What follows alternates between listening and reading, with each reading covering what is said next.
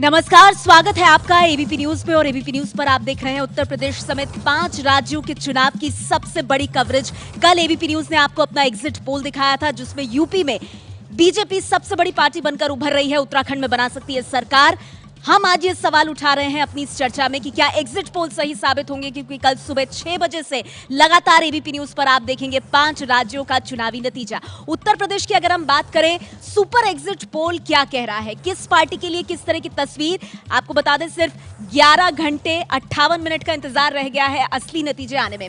तो ये जो यूपी का सुपर एग्जिट पोल है, ये आपके सामने एबीपी न्यूज यानी हमारा चैनल बीजेपी को 164 से 176 सीटें देता हुआ, समाजवादी पार्टी और कांग्रेस के गठबंधन को 156 से 169, बीएसपी को 60 से 72, अन्य को 2 से 6। अब अगर इंडिया टुडे के एग्जिट पोल की हम बात करें, 251 से 279 का ये बड़ा आंकड़ा बीजेपी की झोली में इंडिया टुडे का सर्वे डालता हुआ। समाजवादी पार्टी का गठबंधन 88 से 112 पर सिमटता हुआ, बीएसपी के खाते में 28 से 42 सीटें। टाइम्स नाउ के सर्वे की अगर बात करें, देखिए 200 सीटें बीजेपी के खाते में जाती हुई सीधे टाइम्स नाउ दे रहा है 120 सीटें समाजवादी पार्टी और कांग्रेस के गठबंधन को, और 66 सीटों पर सिमटती हुई बीएसपी। वहीं अगर इंडिया टीवी के हम सर्वे की बात करें, 155 से 167 बीजेपी को जाती हुई एक कंजर्वेटिव अनुमान, समाजवादी पार्टी प्लस यानी एसपी और कांग्रेस 135 से 147 पर सिमट सकते हैं, और 81 से 93 बीएसपी को। न्यूज 24 की बात करें तो वाकई में न्यूज 24 के जो आंकड़े हैं वो चौंकाने वाले हैं, क्योंकि चाणक्य के मुताबिक 285 सीटों का बम्पर आंकड़ा बीजेपी की झोली में जा सकता है। सिर्फ 88 पर एसपी प्लस सिमट सकता है और 27 के साथ बीएसपी का और भी बुरा हाल। तो औसत जो है वो आप देख रहे हैं बीजेपी का 216, यानी अपने दम पर अगर आप सुपर एग्जिट पोल देखें तो बीजेपी यूपी में सरकार बना सकती है। सिर्फ अगर हम बीजेपी पर फोकस करें कि अलग अलग चैनल्स और जो सर्वे एजेंसीज हैं वो बीजेपी को कितनी सीटें दे रही हैं, तो यूपी में अगर बीजेपी का सुपर एग्जिट पोल हम इस पे नजर डालें तो आंकड़े आपके सामने हैं। हमारा चैनल 164 से 176 सीटें दे रहा है, एबीपी न्यूज सीएसडीएस का पोल। इंडिया टीवी की अगर बात करें 155 से 167, टाइम्स नाउ की बात करें 200, इंडिया टुडे की बात करें 251 से 279, और न्यूज 24 जैसा मैंने आपको बताया 285, और जो औसत है वो 216 बन रहा है। हम ये सवाल उठा रहे हैं कि एग्जिट पोल में तो बीजेपी की बल्ले बल्ले दिखाई दे रही है, लेकिन कल नतीजों का दिन है, क्या वाकई में बीजेपी के लिए अच्छी खबर आएगी, क्या एग्जिट पोल सही साबित होंगे? हमारे साथ आज की इस चर्चा में बेहद खास मेहमानों का पैनल है, जिसमें न सिर्फ वरिष्ठ पत्रकार हैं जो कि नब्ज टटोल कर आए हैं उत्तर प्रदेश में जाकर जनता की, बल्कि वो चुनावी विशेषज्ञ भी हैं, वो सर्वे एजेंसीज के डायरेक्टर्स भी हमारे साथ मौजूद हैं जिन्होंने ये सर्वे किया है, जिसे आप पोस्ट पोल या एग्जिट पोल कह सकते हैं। तो मैं आपका परिचय कराना चाहूंगी हमारे खास मेहमानों से। आपको बता दूं हमारे साथ जीवीएल नरसिम्हा राव इस चर्चा में जुड़ गए हैं, बीजेपी से हैं और चुनाव विशेषज्ञ भी रहे हैं। इसके अलावा सी वोटर से हमारे साथ यशवंत देशमुख साहब यहां पर मौजूद हैं। सीएसडीएस से संजय कुमार जी निदेशक हमारे साथ यहां मौजूद हैं, और कल भी दिन भर एग्जिट पोल में साथ ही रहे थे हमारे प्रोफेसर एके वर्मा साहब, चुनाव एक्सपर्ट हमारे साथ हैं। विनोद मेहता डायरेक्टर जनमत रिसर्च के, अशोक वानखेड़े साहब वरिष्ठ पत्रकार, राजकिशोर जी मेरे सहयोगी, रशीद किदवई जी वरिष्ठ पत्रकार, रफत जावेद जी और साथ ही अथर हुसैन साहब। सबके परिचय कराने के बाद आइए हम इस चर्चा की शुरुआत करते हैं। सबसे पहले संजय जी, मैं आपसे जानना चाहूंगी, जितने भी एग्जिट पोल आ रहे हैं और जो सुपर एग्जिट पोल हम निकाल रहे हैं, क्या बीजेपी को बहुत ज्यादा करके आंका जा रहा है, बहुत ज्यादा आंका जा रहा है बीजेपी को? दो तरह के आंकड़े आ रहे हैं। एक आंकड़ा है 170-80 के आसपास, 160-70-80 ऐसा कह सकते हैं, और दूसरा आंकड़ा जो दिखाई पड़ता है वो कहीं बहुमत से कहीं आगे ले जा रहा है, 280-285 के आसपास। मुझे लगता है कि 280-85 तो बहुत ही अनहोनी अगर कोई हो जाए तो 280-85 का आंकड़ा बीजेपी पार कर सकती है। जो दूसरा आंकड़ा जो एक तरफ जिसको आप कंजर्वेटिव कह रहे थे, देखिए सर्वे जब आप करते हैं तो वोटों का अनुमान लगाते हैं, उन वोट के अनुमान को सीटों में तब्दील की जाती है। हमारे जो सर्वे हैं जो हमने एबीपी न्यूज़ के लिए किया, उसमें 32% वोट का अनुमान है। ये जरूर है 32% वोट के अनुमान से जब हम 176 सीटों तक की बात कर रहे हैं बीजेपी के लिए, वो थोड़ा ऊपर भी जा सकती है, 2-4 सीटें नीचे भी खिसक सकती है, इसी के लिए वो एक मार्जिन दिया जा सकता है। आप कह रहे हैं 285 तो बहुत ही ज्यादा है, ये संभव है क्या? कौन सी मेथोडोलॉजी रही होगी जिससे 285 तक जा रहा है आंकड़ा? देखिए दूसरे के आंकड़ों पे हमें कोई एक्सेस नहीं है, उनके आंकड़ों के बारे में हम कह नहीं सकते, लेकिन अनुमान ये लगता है, अगर मैं गेस करूं तो मुझे लगता है शायद उन आंकड़ों में जो शहरी मध्यम वर्ग और पढ़े लिखे जो लोग हैं, शायद उन मतदाताओं का सैंपल थोड़ा बड़ा होगा जिनका रुझान बीजेपी की तरफ होता है और शायद इसी वजह से वो बीजेपी को आंकड़ा ज्यादा दिखाई दे रहा है। ठीक है, जीवीएल नरसिम्हा राव साहब भी हमारे साथ इस चर्चा में जुड़ गए हैं। राव साहब, आप लोगों का इंटरनल सर्वे क्या कह रहा है? नहीं, नेहा जी, पार्टी ने इंटरनल सर्वे किया था, उसमें अच्छा बताया गया, बट लेकिन मैं खुद कुछ डिस्ट्रिक्ट्स में जाकर के आया था। मैं तभी कई जो मित्रों को मैंने कहा कि ये नॉर्मल चुनाव नहीं है, ये एक तूफानी चुनाव है। मतलब जो भी आपके पैनल में भी शायद मैंने एक आध को देखा जो मेरे साथ थे वहाँ लखनऊ में, मैंने यही बात कही उनको। ये इस पहली बार मैंने उत्तर प्रदेश में देखा, लोग उम्मीदवार को नहीं देख रहे थे। कई स्थानों में मैं जहां गया, लोग उम्मीदवार की जो जीवीएल साहब, वो तो ठीक है, लेकिन मुझे बताइए फिगर क्या है आप लोगों का जो इंटरनल असेसमेंट है, बीजेपी को कितना मिल रहा है? सर, अब तो सब चैनल्स के एग्जिट पोल आ गए हैं, आप भी बता दीजिए अपना आंकड़ा। तो बीजेपी का दो तिहाई बहुमत से ज्यादा मिलेगा। मेरा अपना आंकलन है 250 से लेकर 320, मैंने किसी को लिख के दिया है। 250 से ये आपका कंजर्वेटिव एस्टिमेट है क्या? स्टार्ट होता है सर, ये कंजर्वेटिव एस्टिमेट है या फिर क्या है? नहीं, बिल्कुल नहीं, ये नहीं, मेरा एक्चुअल एस्टिमेट है। कंजर्वेटिव होगा तो 250 होगा, तो एक बहुत सभी जगह ऐसे ही देखने के लिए मिला है। जीवीएल जी, थोड़ा फासला कम कीजिए, 250 से 320 तो बहुत बड़ा फासला। पार्टी का सर्वे में ये तो पार्टी का। राव साहब, आपसे संजय जी मुखातिब हैं, कुछ पूछ रहे हैं। आधार पर नहीं कह रहा हूं, नहीं, मैं कह रहा हूं कि ये बहुत बड़ा फासला है। आप 250 से 320 कह रहे हैं। मैं सर्वे के आधार पर नहीं, सर्वे के आधार पर नहीं, सर्वे के आधार पर नहीं कह रहा हूं।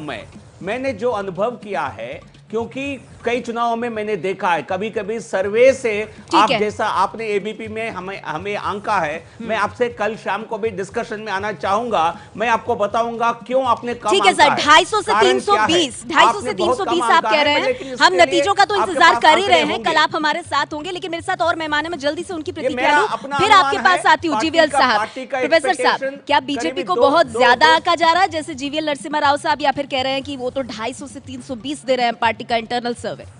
देखिए, ये बहुत अच्छी बात है कि विभिन्न प्रकार के आंकड़े आ रहे हैं। इससे एक बात तो स्पष्ट होती है कि आंकड़ों के या इस प्रकार के सर्वेज पे कभी प्रतिबंध नहीं लगाया जाना चाहिए, और तरह तरह के इसमें आकलन आ रहे हैं, और ये बड़ी अच्छी बात है। लेकिन और जाहिर है कि इनमें मेथोडोलॉजिकल डिफरेंसेस होंगे, इसीलिए ऐसा आ रहा है। लेकिन एक चीज़ जो मुझे लगती है कि बीजेपी का जो भी आंकड़ा दिखाया जा रहा है, उसमें एक बात तो साफ है कि बीजेपी के लिए इस बात की बहुत संभावना है कि वो कम से कम क्लियर मेजॉरिटी तो पा सकती है। और उसका कारण देखिए 2-3 ये है कि जिन लोगों ने कैप्चर किया है उन्होंने थोड़ा उसको एग्जेजरेट भी किया होगा, लेकिन जो सर्वेज नहीं कैप्चर कर पाए हैं उनको ये समझना चाहिए कि बीजेपी ने 19% से 41% की राजनीति पे शिफ्ट किया है। जो पहले अपर कास्ट की राजनीति करते थे, अब वो ओबीसी सेंट्रिक पॉलिटिक्स कर रहे हैं। तो आप मानते हैं कि मेजॉरिटी का आंकड़ा बीजेपी छू सकती है? बहुत ज्यादा शायद एग्जैजरेट नहीं किया गया था हुसैन साहब, बीजेपी को बहुत ज्यादा आंका जा रहा है, या वाकई में बीजेपी 285 तक का फिगर टच कर सकती है जैसा कि एक एग्जिट पोल बता रहा है? जैसा CSDS ने कहा कि वो पोस्ट पोल सर्वे करते हैं, तो पोस्ट पोल की जो मेथोडोलॉजी है वो बिल्कुल फ़र्क है, और जो एग्जिट पोल होते हैं वो एक अलग मोड में। और अब की यूपी इलेक्शन में कहा गया कि वोटर बहुत साइलेंट है, और जैसा कहा जाता है कि जो बीजेपी का वोटर होता है थोड़ा वोकल होता है, और एग्जिट पोल में वो सेंटिमेंट ज़्यादा हावी होते हैं, और उसके बाद एसपी का भी वोटर वोकल है। ऐसा नहीं आपको लग रहा है ज्यादा आंका गया बीजेपी को और एसपी को कम आंका जा रहा है? हाँ बिल्कुल, मतलब उसका अगर एग्जिट पोल की वो मेथोडोलॉजी नहीं है, जैसा CSDS क्लेम करता है कि वो पोस्ट पोल करते हैं, घरों में जाते हैं, तो एग्जिट पोल में खुले उसमें वो वोकल वोटर्स के ज़्यादा सेंटिमेंट्स बाहर आते हैं। ठीक है, विनोद जी, जीवीएल नरसिम्हा राव साहब कह रहे हैं कंजर्वेटिव फिगर 250 उनका, और जो वो देने को तैयार है वो 320 तक बीजेपी का आंकड़ा जा सकता है। ये रियलिस्टिक लग रहा है आपको? उनकी बात को अगर पैमाना मान लें तो प्रधानमंत्री जब वाराणसी में थे तो सबसे बड़ी शिकायत ये आ रही थी कि टिकटें गलत बांट दी, उम्मीदवार गलत है। जब 250 320 का मतलब होता है हवा है, तब कोई शिकायत नहीं करता, किसी भी कैंडिडेट को आप टिकट दे दो वो चुनाव जीत जाता है। अगर वहाँ ये शिकायत थी तो मैं मानता हूँ कि ये 250 और 320 वाला आंकड़ा बिल्कुल ठीक नहीं है और हम लोग एसपी सपा गठबंधन को थोड़ा अंडर एस्टिमेट कर रहे हैं। अंडर एस्टिमेट कर रहे हैं। यशवंत देशमुख जी, मैं अगर आपका आंकड़ा देखूं और गलत हूं तो मुझे करेक्ट कीजिएगा, 155 से 167 का ये बीजेपी के, और मेरे ख्याल में सबसे कंजर्वेटिव जितने भी पोल्स हैं उनमें आपका ही है। तो इतना अंतर कैसे आ रहा है सर? मतलब बीजेपी को आप लोग कम आंक रहे हैं या बाकी ज्यादा आंक रहे हैं? नहीं, मुझे लगता है कि जैसा संजय भाई ने बोला कि पहली बात तो हम लोग हमेशा से ही कंजर्वेटिव पोलस्टर रहे हैं, क्योंकि सीटों का के बारे में बहुत लंबी चौड़ी किसी किस्म का आकलन लगाना ये सर्वे विज्ञान के अंदर आता ही नहीं। सर्वे विज्ञान वोट शेयर तक सीमित रहता है और वोट से कन्वर्ट करने के अपने अपने तरीके होते हैं, और कितना मार्जिन है वोट में उसके ऊपर एक अंदाज़ा लगता है कि कितनी ज़्यादा एक तरफा जीत किसी को मिल सकती है या नहीं मिल सकती। तो मैं दूसरे सर्वे क्या कह रहे हैं या कैसे कर रहे हैं इस पर टिप्पणी तो मैंने कभी नहीं की और मैं करना भी नहीं चाहूँगा। हर कोई अपने डेटा के हिसाब से पूरी कोशिश करता है अच्छे तरीके से काम करने की।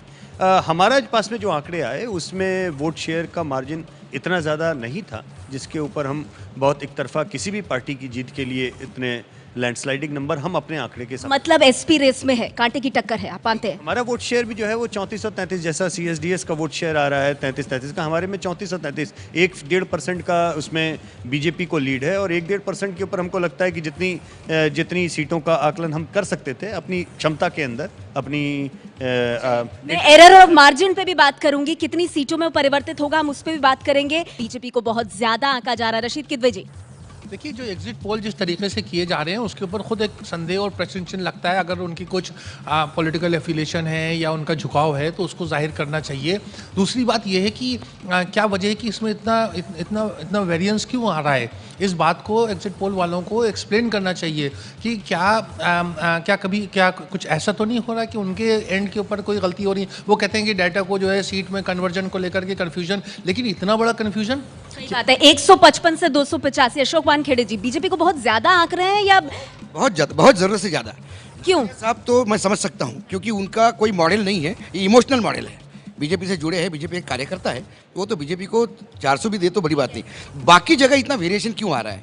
और दूसरी बात है कि जिस स्टेट में आप कर रहे हो उसमें लिटरेसी रेट देखिए, वहाँ जो लोग आते हैं, ये सही कहा, भारतीय जनता पार्टी के लोग वोकल होते हैं। आप एक को पूछने जाओ बाकी लोग मना करेंगे। बीएसपी का वोटर बिल्कुल नहीं बोलता, बाकी लोग बोलते हैं। समाजवादी पार्टी के लोग भी वोकल होते हैं। जो लोग साइलेंट नहीं होते उसको कौन रिप्रेजेंट करेगा? ठीक है, तो क्या उन्हें अंडर एस्टिमेट कर रहे हैं? ठीक है, एक आंकड़ा हम आपके सामने रख रहे हैं, यूपी में समाजवादी पार्टी का सुपर एग्जिट पोल, और उसमें जो आप तस्वीर देख रहे हैं उसमें एबीपी न्यूज यानी हमारे चैनल के मुताबिक 156 से 169 सीटें मिलने का अनुमान। समाजवादी पार्टी को इंडिया टीवी 135 से 135 से 147, ये इंडिया टीवी का आंकड़ा है। टाइम्स नाउ की अगर बात करें 120, इंडिया टुडे की अगर बात करें 88 से 112 और न्यूज 24 88।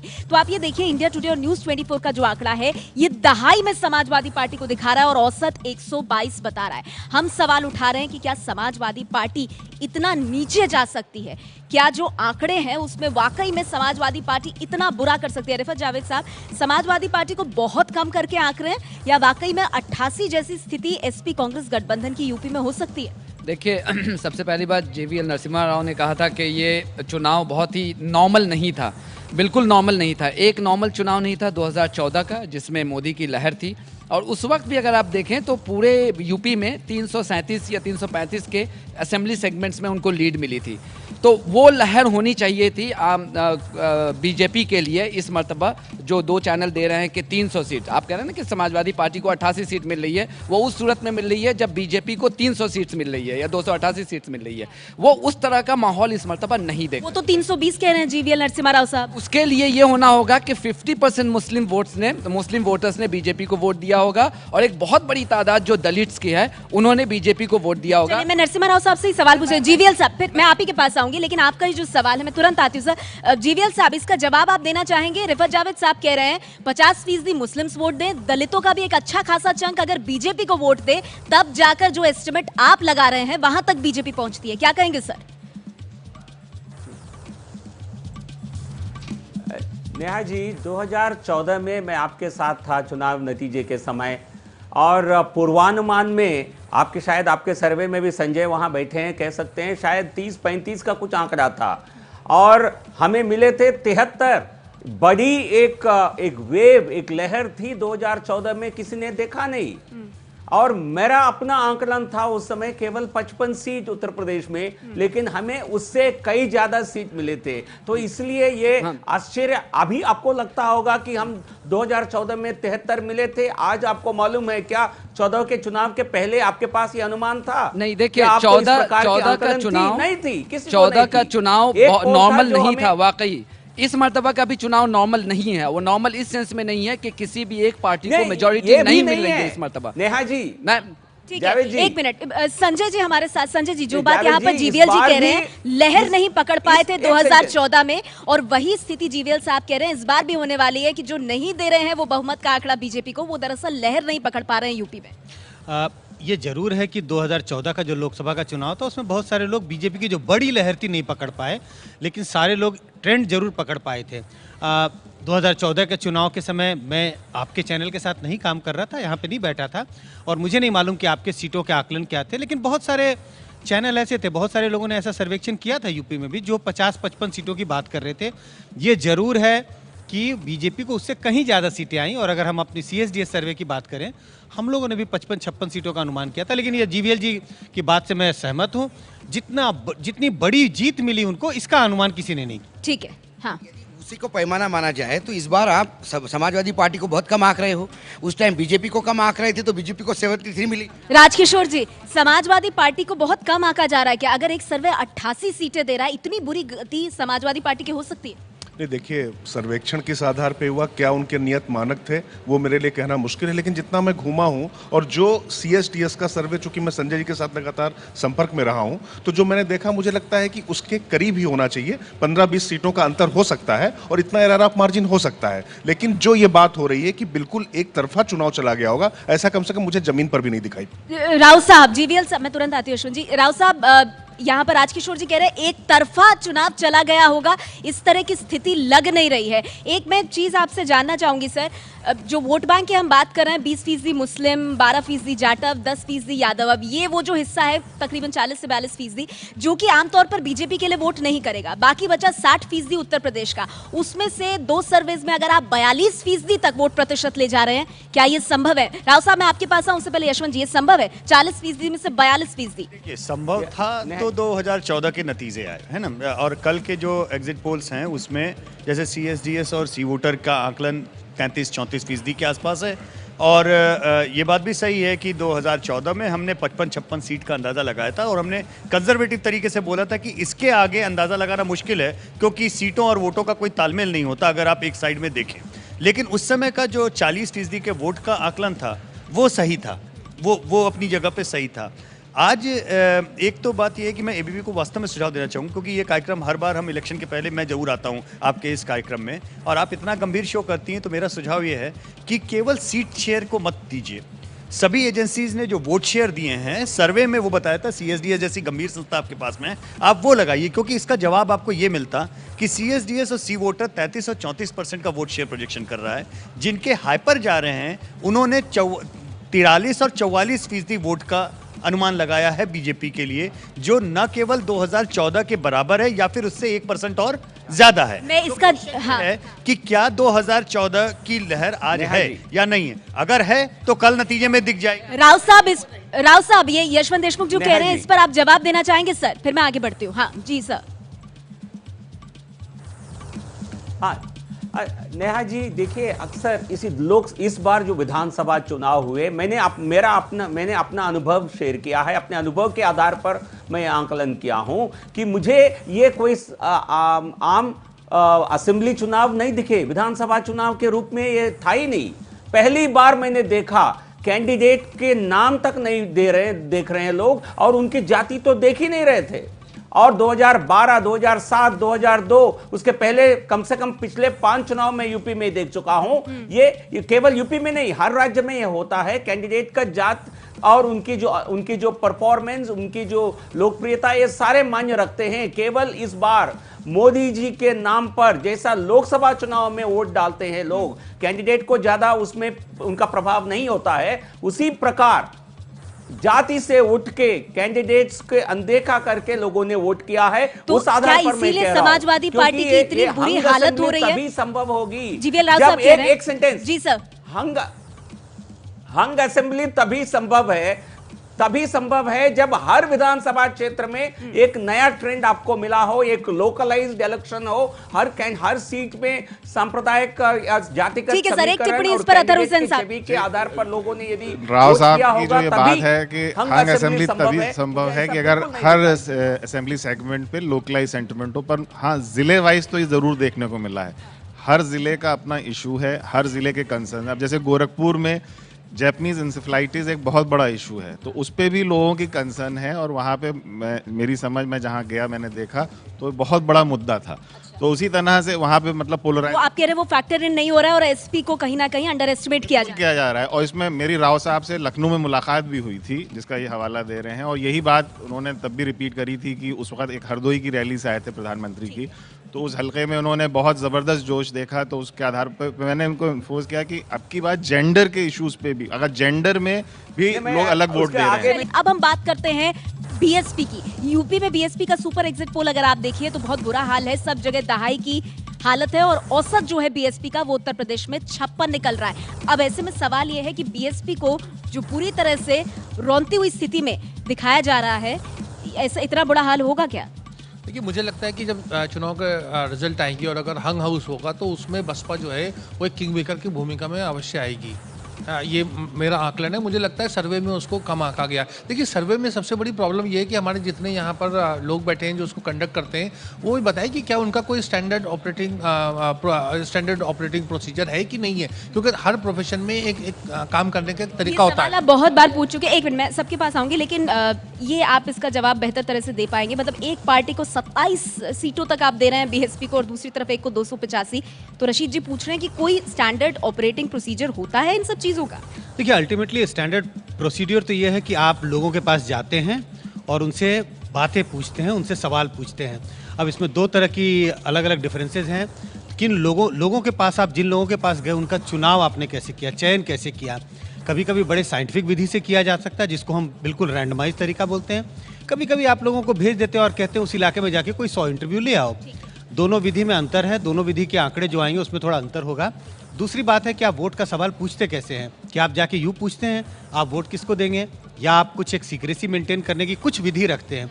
दोनों तरीकों को अगर आपने इस्तेमाल किया, दोनों के आंकड़ों में अंतर आने की गुंजाइश है, और यही वजह है अलग अलग दिखाई पड़। इतना ज्यादा अलग दिख रहा है। बहुत संक्षेप में, बीएसपी को क्या बहुत कम आंका जा रहा है यूपी की सियासत में?